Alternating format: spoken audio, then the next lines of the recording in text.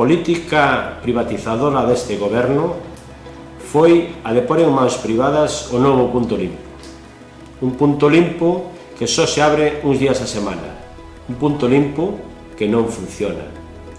Os veciños necesitan un punto limpo aberto todos os días da semana, en horarios asequibles, en horarios que funcionen, un punto limpio de xestión pública.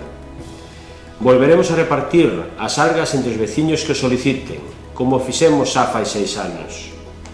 Pondremos a disposición dos veciños e das veciñas unha biotrituradora para crear compost e levala domicilio a domicilio. Crearemos novos paseos fluviais e remataremos os existentes. Alcanzaremos dunha vez por todas o 100% do saneamento municipal e da traída de agua veciñal. Conseguiremos por primeira vez bandeiras azuis en todas as playas deste concello. Poremos en marcha un plan de traballo con todas as comunidades de montes para pôr en valor o medio. Porque en Baiona hai futuro, vota o BNG.